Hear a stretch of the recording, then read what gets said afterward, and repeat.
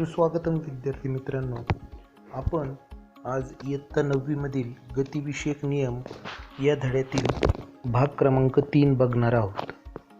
या अगोदर आपण गती, बल, विस्थापन आणि अंतर, राशी, अदिश राशी, सदिश राशी, त्याचबरोबर चाल व वेग, त्वरण, त्वरणाचे प्रकार, धन, ऋण व शून्य त्वरण, काही शाब्दिक उदाहरणे, एकरेषीय एकसमान गती, आलेखाद्वारे त्यांचा अभ्यास केलेला आहे. तसेच नैक समान गती व आलेखाद्वारे त्यांचा देखील अभ्यास केलेला आहे. एकसमान त्वरणित गती करता वेग काल आलेख यांचा आत्तापर्यंत आपण अभ्यास केलेला आहे. गतिविषयक नियम भाग क्रमांक 3. गतिविषयक नियम भाग क्रमांक 3 मध्ये आज आपण न्यूटनचे नियम या संदर्भामध्ये माहिती पाहणार आहोत. न्यूटनचा पहिला गतिविषयक नियम: जर एखाद्या वस्तूवर कोणतेही बाह्य असंतुलित बल कार्यरत नसेल तर तिचा विराम अवस्थेत किंवा सरळ रेषेतील एकसमान गतीमध्ये सातत्य राहते. यालाच जडत्वाचा नियम असे देखील म्हणतात.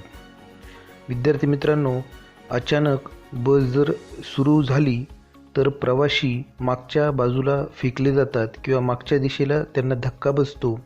हे याच कारणामुळे.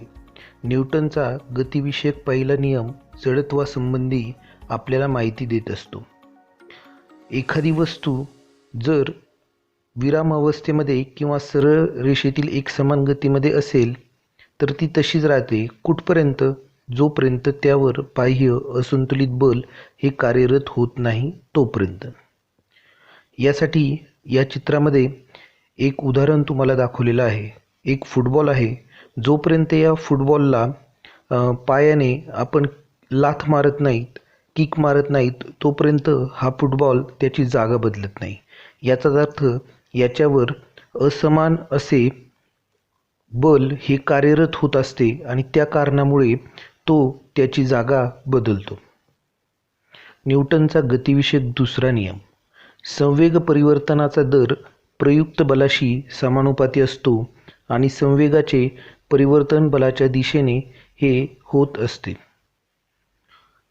विद्यार्थी मित्रांनो, उदाहरण घ्यायचे ठरले तर गच्चीवरून समान आकाराचे बॉल खाली टाकले असता आपल्याला असं लक्षात येतं की ज्या बॉलचे वजन जास्त आहे तो बॉल लवकर हा खाली येतो. याचाच अर्थ संवेग परिवर्तनाचा दर हा प्रयुक्त बलाशी समानुपाती असतो आणि संवेगाचे परिवर्तन हे बलाच्या दिशेनेच होत असते. आता संवेग म्हणजे काय? तर वस्तूमध्ये सामावलेली एकूण गती म्हणजे संवेग होय. संवेग हा P = mv या सूत्राने काढला जातो. संवेग परिवर्तनाचा दर म्हणजे संवेगात होणारा बदल भागिले वेळ होय. म्हणजेच mv - mu भागिले t म्हणजेच m(v-u)t होय. न्यूटनचा दुसरा नियम समजावून घेण्यासाठी इथे काही उदाहरणे दिलेली आहेत. आता आपण त्या उदाहरणांबद्दल बघूयात. जोपर्यंत आपण या वस्तूंवर बल प्रयुक्त करत नाहीत व ते बल हे त्या वस्तूच्या वस्तुमानापेक्षा जास्त नसेल तोपर्यंत ती वस्तू स्वतःची जागा बदलत नाही. म्हणजेच संवेग परिवर्तनाचा दर प्रयुक्त बलाशी समानुपाती असणं हा आवश्यक आहे व तसेच संवेग परिवर्तनाचा दर प्रयुक्त बलाशी समानुपाती जेव्हा असतो तेव्हा संवेगाचे परिवर्तन बलाच्या दिशेने होत असते. न्यूटनचा गतिविषयक तिसरा नियम: प्रत्येक क्रियाबलास समान परिमाणाचे एकाच वेळी घडणारे प्रतिक्रिया बल अस्तित्वात असते व त्याच्या विरुद्ध दिशेला व ते दिशा परस्पर विरुद्ध असतात. म्हणजेच प्रत्येक बलाला एक क्रिया किंवा प्रतिक्रिया बल हे अस्तित्वात असतेच व त्यांच्या दिशा परस्पर विरोधी असतात. जेव्हा बंदुकीतून गोळी मारली जाते तेव्हा बंदूक गोळीवर बल प्रयुक्त करते आणि त्यामुळे गोळीला अधिक वेग प्राप्त होतो. या प्रकारे न्यूटनचे गतिविषयक तीनही नियम आपण अभ्यासू शकतो. इथे न्यूटनच्या गतिविषयक तिसऱ्या नियमाची काही उदाहरणे दिलेली आहेत. पुढील भाग हा एकसमान वर्तुळाकार गती. जेव्हा वस्तू स्थिर चालीने वर्तुळाकार मार्गाने गतिमान होते तेव्हा वेगामध्ये होणारा बदल फक्त गतीची दिशा बदलल्याने होतो. त्यामुळे तो त्वरित वेग असतो. जेव्हा एखादी वस्तू एकसमान चालीसह वर्तुळाकार मार्गाने जाते तेव्हा त्या गतीला एकसमान वर्तुळाकार गती असे म्हणतात. उदाहरणार्थ, गोफणीतील दगडाची गती, सायकलच्या चाकावरील कुठल्याही बिंदूची गती. वर्तुळाकार गतीमध्ये गतिमान असलेली वस्तू एकक कालावधीत आपल्या मूळ स्थानी परत येत असेल तर वस्तूची चाल खालील सूत्राने काढता येते. चाल बरोबर परिघ भागिले काळ, म्हणजेच v बरोबर 2πr भागिले t. इथे r वर्तुळाची त्रिज्या आहे. एकसमान वर्तुळाकार वेगाची दिशा काढणे. नाणे वर्तुळाकार चकतीच्या त्रिज्येला लंब असणाऱ्या स्पर्शिकेच्या दिशेने जाईल. नाणे फेकले जाण्याच्या क्षणी ज्या स्थितीत असेल त्यानुसार ते विशिष्ट दिशेला फेकले जाईल. म्हणजेच नाणे वर्तुळाकार दिशेने फिरत असताना गतीची दिशा प्रत्येक बिंदूशी बदलत असते. संवेग अक्षयतेचा नियम. एकूण अंतिम संवेगाचे परिमाण एकूण सुरुवातीच्या संवेगाचे परिमाण हे आपण काढले तर आपल्याला असे लक्षात येते की जर दोन परस्पर बाह्य बल त्यावर कार्य करत नसेल तर त्यांच्या सुरुवातीचा एकूण संवेग व अंतिम एकूण संवेग सारखाच असतो. दोन वस्तूंची परस्पर क्रिया होत असताना त्यांच्यावर जर बाह्य बल कार्यरत नसेल तर त्यांचा एकूण संवेग हा स्थिर राहतो, तो बदलत नाही. हा सिद्धांत न्यूटनच्या गतिविषयक तिसऱ्या नियमाचा उपसिद्धांत आहे.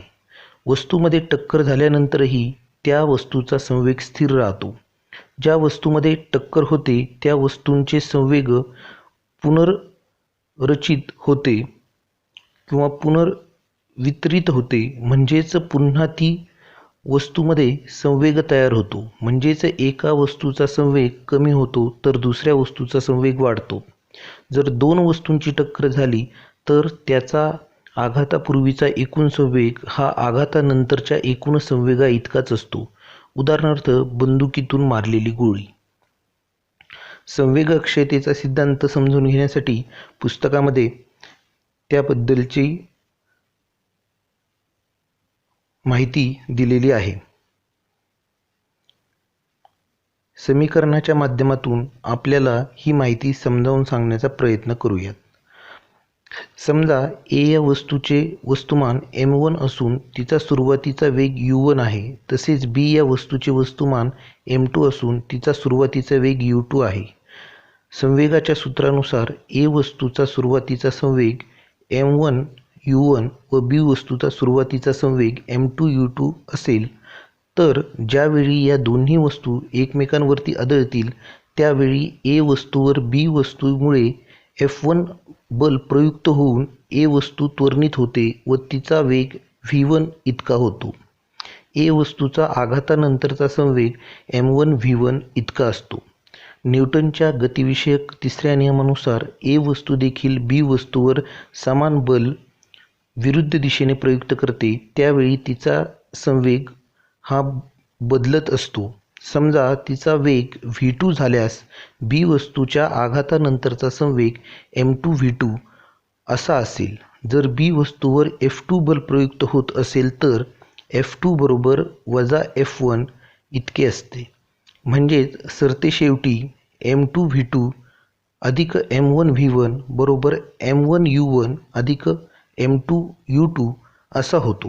यालाच संवेग अक्षयतेचा नियम असे म्हटले जाते.